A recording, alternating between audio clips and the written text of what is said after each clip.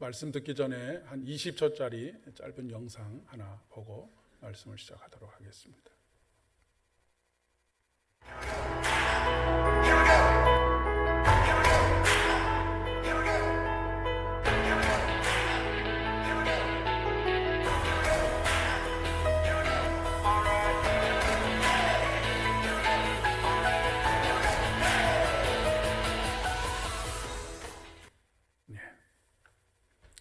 한 주간 평안하셨습니까? 방금 보여드린 영상은 믿고 넘어지기라고 하는 실험입니다. 우리의 다양한 관계들 속에서 신뢰와 책임감을 실험해보는 그런 실험인데요. 1대1로 할 수도 있고, 지금 영상에서 보신 것처럼 한 사람과 여러 사람, 뒤로 넘어지는 사람은 한 사람이고 뒤에서 받아주는 사람은 여러 사람인 그런 실험입니다. 쉬울 것 같지만 결코 쉽지 않은, 나를 정말로 잘 받아줄 것이다 라고 하는 믿음이 가지 않으면 쉽게 뒤로 자신의 몸을 내던지기가 불가능한 그런 실험이라고 이야기할 수가 있겠습니다. 뒤에서 받아주는 뒤로 넘어지는 사람은 그 뒤에서 받아주는 사람에 대한 신뢰가 필요하고, 뒤에서 받아주는 사람에게 필요한 것은 책임감입니다. 나 한 사람은 괜찮겠지 하고 붙잡아주지 않으면 자칫 잘못하다가 뒤로 넘어져서 머리가 깨지는 그런 불상사가 일어날 수 있기 때문에 그렇습니다. 야고보서에 보면 초대교회 공동체는 모임 가운데서 자기 자신이 저지른 죄를 고백하는 그런 공동체였음을 알 수가 있습니다.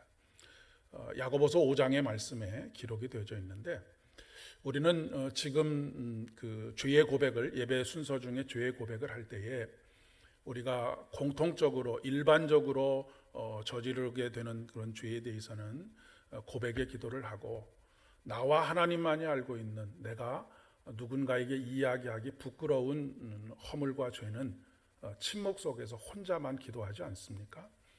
그런데 초대교회는 그렇지 않고 공통적으로 공동체가 저지른 죄에 대해서도 함께 이야기하고 하나님 앞에 은혜를 간구하고 죄사함을 간구하지만, 개인적이고 또 은밀하게 아무도 모르는 사이에 저지른 잘못에 대해서도 공동체 안에서 함께 그 죄를 고백하고, 내가 이렇게 연약하여서 죄와 허물 속에 있을 수밖에 없는데 하나님의 사죄의 은총을 받고 내가 다시 하나님의 자녀로 온전하게 설 수 있도록 모든 공동체의 구성원들이 함께 기도해 주십시오라고 하는 그런 그 모습을 가지고 있었다라고 하는 이야기입니다. 여러분, 우리가 개인적으로 은밀하게 내가 가지고 있는 약점과 허물과 죄에 대해서 이야기하지 못하는 이유가 있지요. 왜냐하면 그 공동체에 있는 사람들을 사실 신뢰하지 못하기 때문에 그렇습니다. 왜냐하면 우리나라 속담에 발 없는 말이 천리를 간다라고 하는 말이 있지 않습니까? 만약에 내가 내 작은 허물이든 큰 허물이든 구역 모임이든 아니면 선교회 모임이든 어떤 모임에서든 고백을 했다가 그것이 일파만파 다른 사람들에게 다 입에 이야기거리가 되게 된다라고 생각해 보면 결코 입을 벌려서 그런 이야기들을 쉽게 할 수 없었던 것이죠. 그런데 초대교회 공동체는 그런 자기의 허물과 약점들을 이야기해도 그것을 비난하거나 그것을 어떤 낙인을 찍거나 라고 하는 것이 아니라, 그리고 그것을 소문을 내서 이 사람이 못난 사람, 못된 사람이라고 하는 그런 낙인이 찍히도록 했던 것이 아니라, 절대적으로 비밀을 지켜가면서도 그 허물과 죄 가운데서 마음의 괴로움 속에, 마음의 상처 속에 있는 그 사람의 회복을 위해서 간절히 모든 공동체들이, 구성원 한 사람 한 사람이 기도할 수 있었기 때문에 그렇겠죠. 초대교회 공동체는 그만큼 서로에 대한 신뢰가 있었기 때문이다라고 그렇게 이야기할 수가 있겠습니다. 요즘도 사실 안타까운 것 중에 한 가지가 우리가 함께 기도해야 할 많은 것들이 있는데도 불구하고 기도 제목을 나누자 하면 어느 정도 선까지만을 기도 제목, 근데 그 기도 제목이라고 하는 것은 물어보지 않아도 뻔한 기도 제목들을 내놓고 정말로 내면에서 기도해야 할 것들은 함께 기도하지 못하는, 그러다 보니까 굉장히 외롭고 힘들고 자기 혼자 그것을 감당해내는 일이 불가능한 그런 상황. 그래서 우리가 공동체로 모여 있지만 공동체의 힘을 얻지 못하는 그런 연약한 모습들이 우리 안에 있다라고도 생각이 됩니다. 누군가를 신뢰하고 또한 내 삶을 나누고 의뢰한다라고 하는 것은 결코 쉬운 일이 아닙니다. 이 신뢰가 쌓여지기까지는 오랜 시간이 필요하고요. 그리고 오랜 시간만 지난다고 해서 되는 것이 아니고 여러 가지 사건 사고들 속에서 여러 가지 일들 속에서 그것을 함께 극복해 가는 그런 과정들이 필요합니다. 군대에서 가장 서로 끈끈한 관계에 놓이게 되는 때가 언제냐면 전우애가 생긴다고 하죠. 바로 죽음의 사선을 넘는 경험들을 함께 하거나 아니면 힘든 훈련을 함께 했을 때 전우애가 생기는 것처럼 우리 성도들 가운데에도 서로를 향한 끈끈한 애정과 사랑의 마음이 생기는 것은 그저 한 주 얼굴 보고 인사하고 한다고 해서 결코 생기는 것이 아니라 어려운 일들을 함께 기도하고 고민하고 그 삶을 나누고 하는 가운데 성도로서의 아름다운 교제가 이루어지고 친밀감이 생기게 되는 것이라고 이야기할 수가 있습니다. 동고동락한다라고 그렇게 이야기를 할 수가 있겠습니다. 하지만 우리가 연약한 인간인지라 많은 부분에 있어서 서로에게 실망을 주기도 하고 실망스러운 그런 감정들을 느끼기도 하지요. 하나님과의 관계에 있어서도 마찬가지라고 이야기할 수 있습니다. 우리가 예수님을 믿고 구원을 받는 것과 그분을 절대적으로 신뢰하고 우리의 삶을 그분에게 나누고 그분에게 우리의 삶을 의뢰하고 의탁하는 삶은 별개의 삶이 될 가능성이 굉장히 많이 있습니다.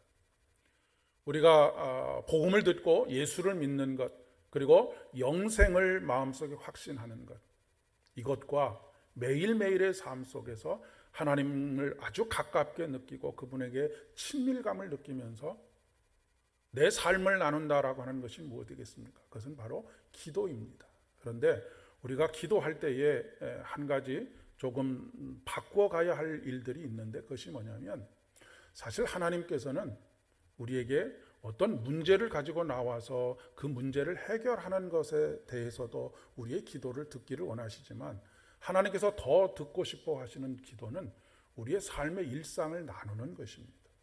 하나님, 오늘 이렇게 제가 즐거운 일이 있었습니다. 감격스러운 일이 있었습니다. 아니면 고통스러운 일이 있었습니다. 화가 나는 일이 있었습니다. 이런 이야기들을 마치 곁에 있는 사람에게 이야기하듯 하는 것이 기도입니다. 하나님께서는 어떻게 보면 그런 기도를 더 흡족해 하시고 기뻐하신다라고 이야기할 수 있습니다. 그런 신뢰가 생겼을 때, 그런 친밀감이 생겼을 때 우리가 하나님 앞에 무언가를 간구하고 무언가를 하나님 주시기를 원하는 마음을 가지면서 거기에 대한 믿음이 생기고 하나님께서 약속하신 것을 반드시 이루어 주실 것이다 라고 하는 그런 확신이 생기는 것인데, 이런 친밀감이 없이 그저 기도하고 무엇인가를 간구하고 나면 돌아서면서 이것이 정말로 이루어질까라고 하는 의심에 사로잡히게 될 수밖에 없다라고 하는 그런 이야기인 것이죠. 앞서서 말씀드렸던 것처럼 신뢰가 쌓여가기에는 많은 시간이 필요합니다. 우리가 기도 가운데 또한 함께 우리의 삶의 어려움들을 극복해 가는 가운데 하나님과 아주 가깝게 느껴지는 그런 친밀감을 얻게 될 수 있다라고 하는 것이죠. 마치 그런 과정 속에서 야복강 나루에서 야곱이 하나님의 천사와 씨름하던 그런 과정들이 우리에게 필요하다라고 하는 그런 이야기입니다. 요즘 사회 문제 중에 한 가지가 황혼 이혼이라고 하는 것을 여러분 아시죠? 30년, 40년을 함께 살아오는 과정들 속에서 각자의 자리에서 아내의 역할, 남편의 역할, 부모의 역할, 자식의 역할, 이런 역할들을 잘 하다가 왜 갑자기 황혼에 이혼을 하는 일들이 많이 발생하게 되었을까? 그것은 자기가 맡은 일은 열심히 했는데 부부간의 친밀함을 훈련하지 못했기 때문에 그렇습니다. 이 사람을 정말로 내가 신뢰할 수 있는 사람이고 끝까지 함께 살 수 있는 사람이다라고 하는 마음을 느끼지 못했기 때문에 그런 일들이 벌어지게 되는 것이죠. 하나님과의 관계도 마찬가지입니다. 우리가 하나님께서 맡겨주신 여러 가지 사명들을 감당하고 여러 가지 일들을 하는 것과 하나님과의 친밀함을 유지해가는 일은 또 다른 차원의 문제라고 하는 것입니다. 물론 여러 가지 일들을 하면서 속상한 일도 있고 그런 것들을 앞서서 말씀드렸던 것처럼 기도 가운데 하나님의 도우심과 은혜로 잘 이겨내는 그런 과정들이 있었으면 그것을 통해서 하나님과의 친밀함이 훨씬 더 풍요로워지는데 단순히 자기에게 맡겨진 일들을 감당하는 것만으로는 마치 황혼 이혼을 하는 사람들과의 관계들처럼 그 일들이 다 끝나고 나면 하나님과의 관계도 소원해질 수밖에 없는 그런 현상이 나타나게 된다라고 하는 그런 이야기입니다. 시편 146편의 시인은 귀인들을 의지하지 말며 도울 힘이 없는 인생도 의지하지 말지니 그의 호흡이 끊어지면 흙으로 돌아가서 그날에 그의 생각이 소멸하리로다 라고 이야기하고 있습니다. 이렇게 권면하는 이유는 그의 인생 가운데에서 인생을 살아가면서 수많은 것들에 소망을 두고 사람에게 소망을 두고 어떤 상황에 소망을 두고 그렇게 의지하면서 살아보았지만 실망밖에 남지 않는 그런 경험을 했기 때문에 그렇습니다. 인생을 오래 살아보신 분들은 다 이런 것들이 가슴으로 느껴지지 않으실까 싶습니다. 그 가운데 얼마나 많은 영적인 몸부림들이 있었겠습니까? 그리고 그가 내린 결론이 바로 이것입니다. 야곱의 하나님을 자기의 도움으로 삼으며 여호와 자기 하나님에게 자기의 소망을 두는 자는 복이 있도다라고 말씀하고 있습니다. 오늘 구약의 본문인 열왕기상 17장의 말씀과 신약의 본문인 마가복음 12장의 본문에 나오는 그 본문에 공이 등장하는 인물은 누구냐면 남편을 잃고 홀로 된 여인에 대한 이야기입니다. 공통점은 의지할 사람이 아무도 없다라고 하는 그런 공통점을 가지고 있습니다. 지금도 사별을 하거나 이혼을 한 후에 홀로 자식을 키운다라고 하는 것이 얼마나 어려운 일인지 모릅니다. 그러니 철저하게 남성 중심의 사회였던 2000년 전 혹은 그 2000년 이전의 삶의 상황들은 혹독했다라고 하는 표현이 부족할 정도로 그렇게 엄혹한 삶의 현실 속에서 살아갈 수밖에 없었습니다. 그래서 하나님께서 이들을 보호하시기 위해서 여러 가지 장치를 두셨는데 그 장치 중에 한 가지가 뭐냐면 형사취수제입니다. 그러니까 형이 죽으면 형의 아내인 형수를 아내로 맞아들여서 그에게 그 대를 이어갈 수 있는 아들을 낳도록 해주는 것입니다. 그런데 이 일에 대해서 그렇게 흔쾌하게 받아들이는 그런 분위기가 아니었던 사회적인 환경들이 있습니다. 왜냐하면 형수를 가족으로 맞아들이게 되면 형수와 또 그 안에서 태어난 아이가 성장할 때까지 모든 양육을 다 책임을 져야 하기 때문에 그렇습니다.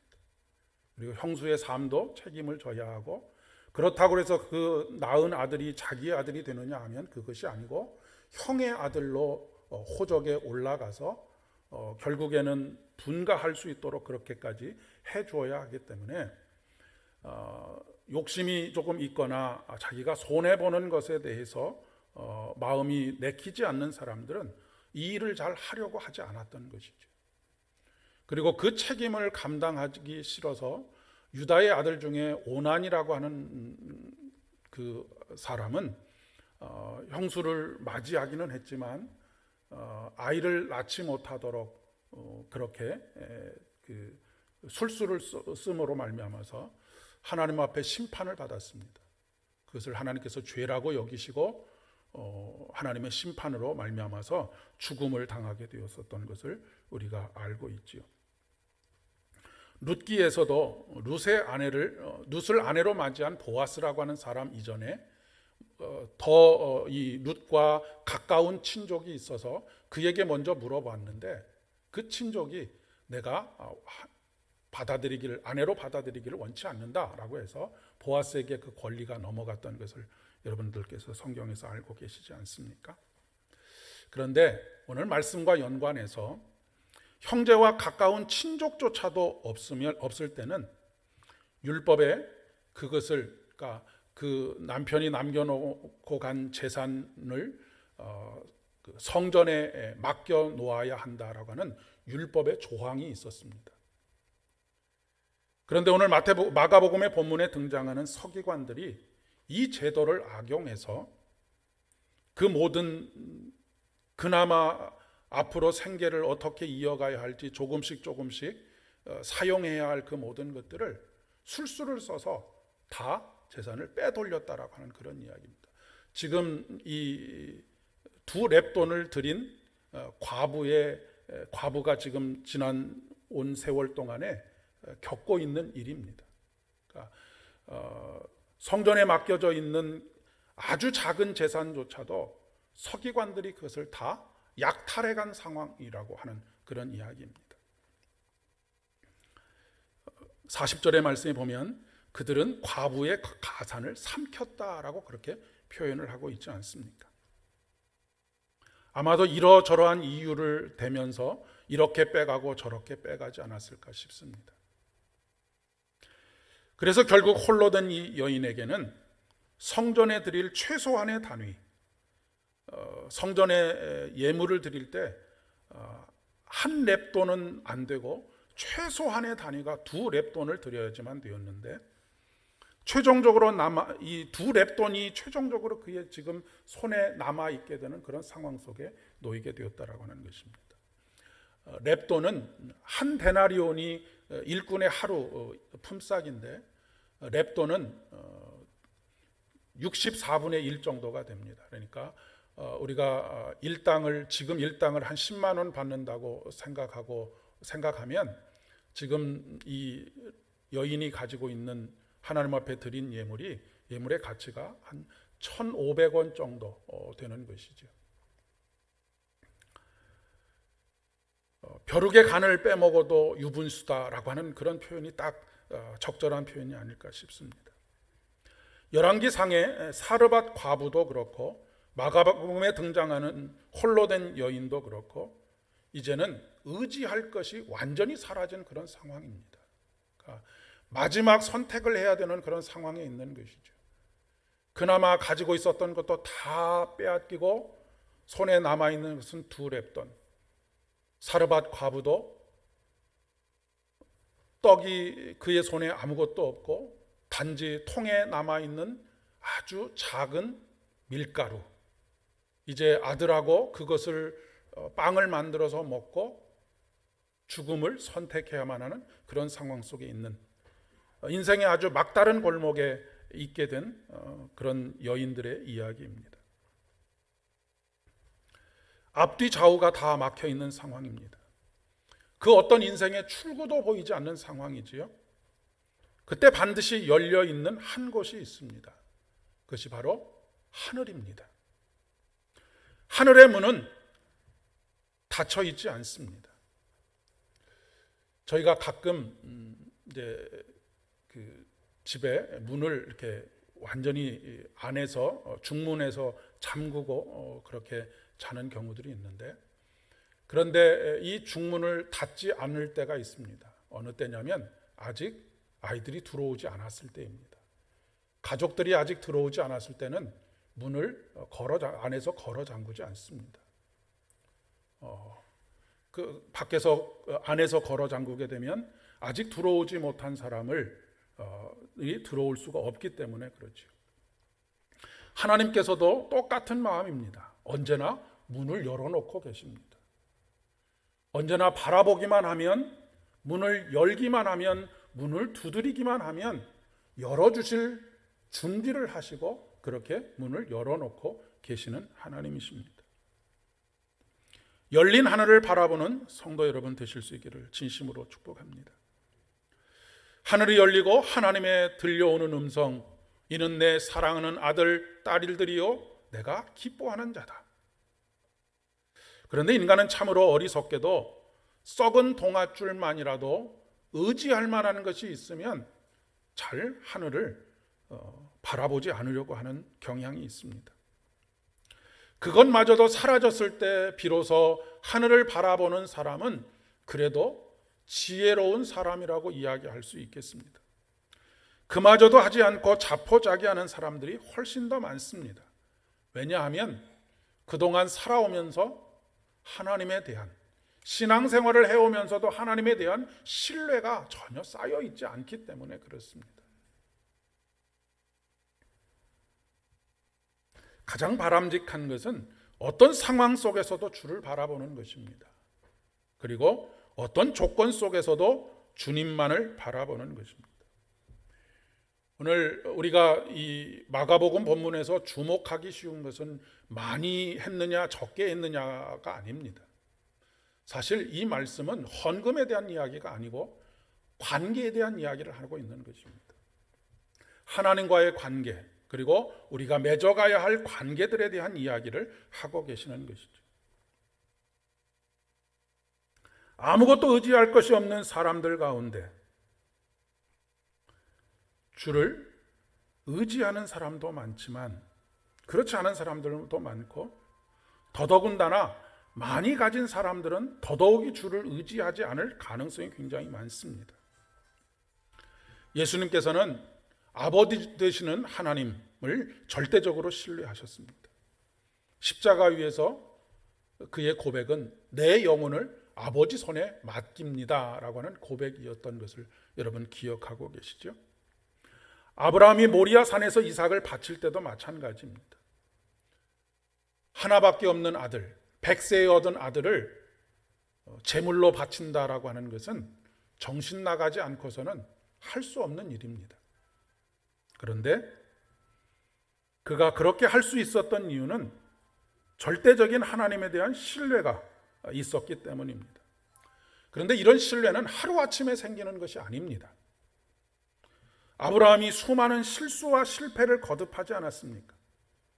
그런데 그럼에도 불구하고 그를 다시 용서하시고 받아주시고 품어주시는 그 하나님의 은혜 뿐만 아니라 그가 직면하게 되었던 여러 가지 어려움과 고난 속에서 그를 도우시는 하나님, 그 하나님과의 한 25년 동안의 믿음의 여정 속에서 점점 신뢰가 쌓여져 갔던 것이죠. 친밀감이 쌓여져 갔다라고 하는 그런 이야기입니다. 하나님께 우리의 삶을 의뢰하는 것, 맡기는 것은 신뢰가 없이는 불가능합니다.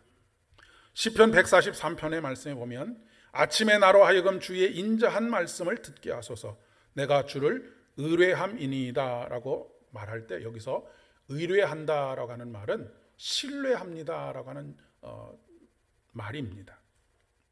내가 당신에 대한 신뢰를 갖고 있습니다. 그러니까 아침에 나로 하여금 주의 인자한 말씀을 듣게 하소서. 인자한 그 말씀은 어떤 말씀입니까? 약속의 말씀, 사랑한다라고 말씀하시는 그 말씀.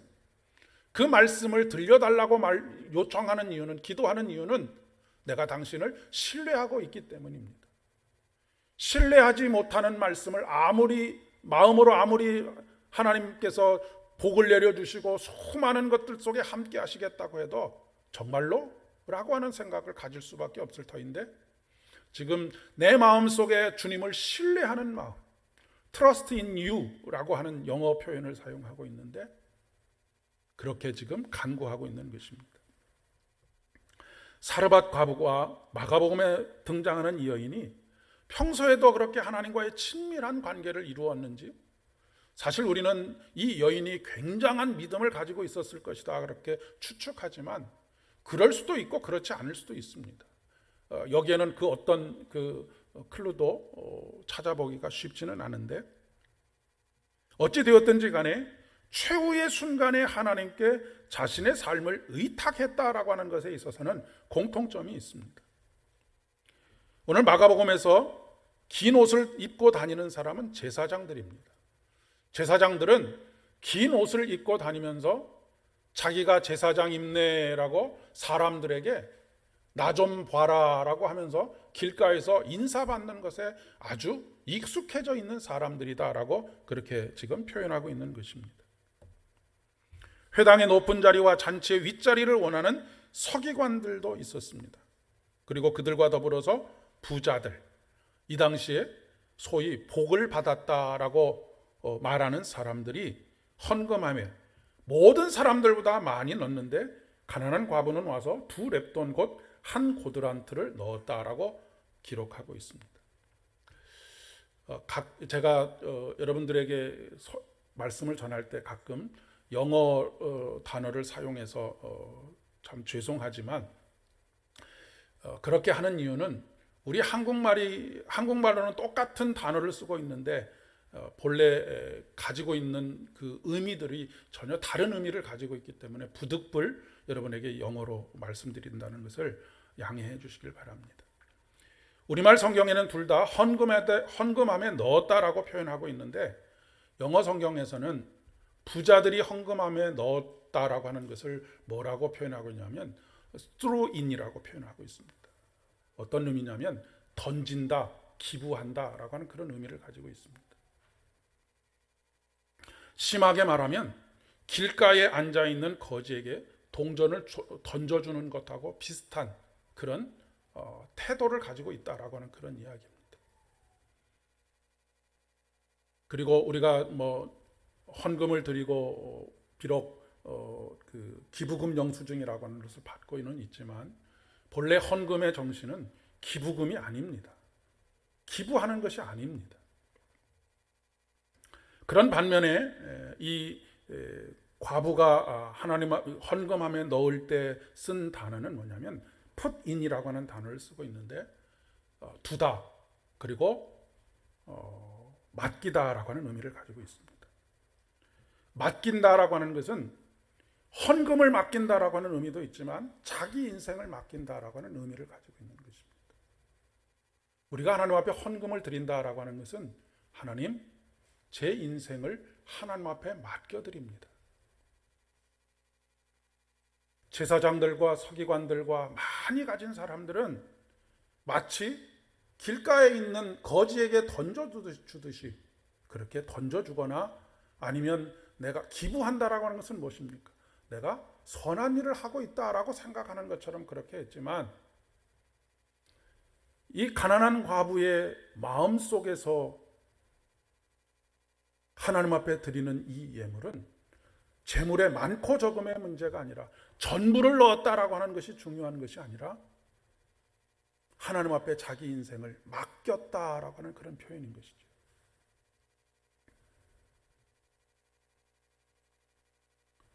여기서 중요한 것은 드렸다라고 하는 것이 아니고 맡겼다라고 하는 것이라는 말씀입니다. 그런 의미에서 아까도 말씀드렸지만 본문의 이야기는 헌금에 대한 이야기가 아니고 관계에 대한 이야기입니다. 우리와 하나님의 관계는 우리의 인생을 하나님 앞에 맡기고 하나님께서 우리의 삶을 맡아주는 관계이지, 그 이외에 다른 관계가 아니라고 하는 것을 말하는 것입니다. 하나님께서 우리의 삶을 의뢰하고 의탁하면 언제나 두 팔을 벌려서 우리를 안아주시고 품어주시는 하나님이시고, 우리의 인생을 책임지시는 하나님이시다라고 하는 것을 말씀하고 있는 것입니다.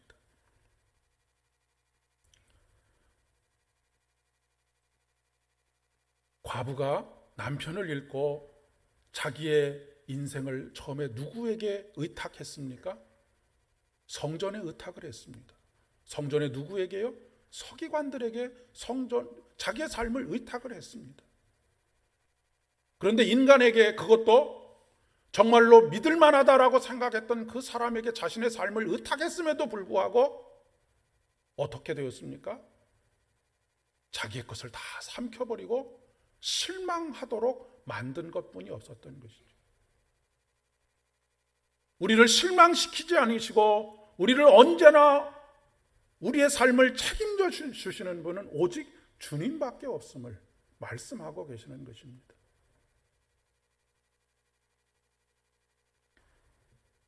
열왕기상 17장 16절의 말씀에 보면 여호와께서 엘리야를 통하여 하신 말씀 같이 통의 가루가 떨어지지 아니하고 병의 기름이 없어지지 아니하니라.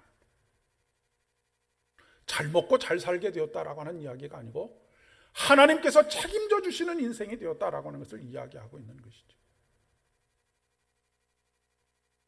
사단은 끊임없이 우리가 하나님을 의지하지 않고도 살 수 있는 방법이 있다라고 그렇게 속삭입니다.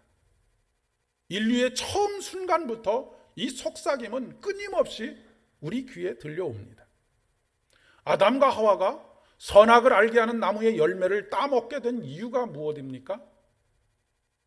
하나님처럼 될 수 있다라고 하는 유혹을 받았기 때문에 그렇습니다. 하나님처럼 된다라고 하는 것은 무엇입니까? 하나님은 그 어느 누구에게도 의지하지 않아도 되는 존재가 하나님이십니다. 그러니까 하나님처럼 된다라고 하는 것은 네가 그 어느 누구에게도 의지하지 않고 살아갈 수 있는 방법이 내게 있다. 그것이 뭐냐면 선악을 알게 하는 나무의 열매를 따먹으면 된다라고 이야기하고 있는 것입니다. 그러나 그것은 새빨간 거짓말입니다. 그 결과 인간은 정령 죽으리라 라고 말씀하셨던 하나님의 경고의 말씀대로 흙에서 와서 흙으로 돌아가 버리고 말았습니다. 시편 146편 4절에 그의 호흡이 끊어지면 흙으로 돌아가서 그날에 그의 생각이 소멸하리로다 라고 말씀하고 계시는 이유가 여기 있습니다. 무신론자들이나 조금 배웠다 하는 사람들 중에 믿음을 가지지 못한 사람들은 종교라고 하는 것은 연약한 사람들, 누군가를 의지하지 않고서는 살아갈 수 없는 사람들이나 믿는 것이다 라고 그렇게 이야기합니다. 그러나 그들도 결국 흙에서 와서 흙으로 돌아가는 인생일 뿐인 것이죠. 하나님은 끊임없이 우리를 변호하시는 하나님이십니다. 이 하나님에 대한 신뢰는 하루아침에 생기는 것이 아니라는 말씀을 드렸죠. 그렇기 때문에 영적인 훈련이 필요한 것입니다. 여러분, 우리가 보이는 사람과도 친밀감을 만들어가기 위해서 확대해가기 위해서는 수많은 노력이 필요한 것과 마찬가지입니다. 하물며 눈에 보이지 않는 하나님과 친밀감을 더 확장시켜 간다라고 하는 것은 더 많은 노력들이 필요합니다. 여기서 중요한 것은 하늘의 언어, 하늘의 은혜를, 하늘의 사랑을 깨달아야 한다라고 하는 것입니다. 그렇지 않으면 오해가 생기게 됩니다. 아버지와 아들이, 요즘은 목욕탕을 갈 수가 없지만 예전에 아버지와 아들이 목욕탕에 가서 아버지가 먼저 열탕에 들어가서 시원하다라고 하면서 했더니 아들이 아버지 말을 믿고 열탕에 들어갔다가 뛰쳐나오면서 그런 이야기를 했다고 하지 않습니까? 세상에 믿을 사람이 하나도 없다고. 왜 그렇습니까? 아버지의 언어를 이해하지 못하기 때문에 그렇습니다. 그 속에 담겨져 있는 뜻이 무엇인지를 잘 이해하지 못했기 때문에 그런 것이죠. 우리가 하늘의 언어를 이해하지 못하면 이런 오해들이 생깁니다. 오해가 생기면 신뢰가 깨어지게 되어져 있습니다. 그런데 이 하늘의 언어는 성령 하나님을 통해서만 우리가 깨달을 수 있게 됩니다. 매일매일 성령과 함께 동행하는 훈련. 이 훈련이 아니면 늘 우리는 하나님을 오해하게 됩니다. 하나님의 말씀도 오해하게 되고 그 말씀에 담겨져 있는 뜻도 오해가 되고 그 말씀에 담겨져 있는 마음도 오해가 되어서 신뢰가 깨지고 더 이상 하나님께 의탁할 수 없다고 생각하면 자꾸 무엇에 의탁하려고 하겠습니까? 사람들이 의탁하는 것, 사람들의 삶을 의뢰하는 그것에 몰두할 수밖에 없는 것이죠. 우리가 하나님을 향한 신뢰가 쌓인 만큼만 우리의 삶을 의뢰할 수가 있습니다. 매일매일 신뢰가 쌓여가고 그로 인해 오직 주만을 의지하면서 살아가시는 복이 저와 여러분에게 이번 한 주간 동안에도 충만하게 임하시기를 진심으로 축복합니다. 기도하겠습니다. 하나님 아버지, 오늘 주신 이 말씀을 마음속에 잘 새기게 하여 주셔서 다른 어떤 것보다도 하나님을 가까이 모시며 하나님과의 친밀한 관계들을 만들어갈 수 있도록 일주일의 삶 속에서 도와주시기를 간절히 소망합니다. 일주일의 삶에 이러저러한 일들이 많이 있을 터인데 그 일들을 해결해 가느라 혼자 몸부림치지 않게 하여 주시고 언제나 두 팔 벌려 우리를 맞아주시고 품어주시고 우리를 위해서 대신 싸우시는 하나님과 함께 지내는 한 주간이 될 수 있도록 은혜를 더하여 주시옵소서. 예수님의 이름으로 기도드립니다. 아멘.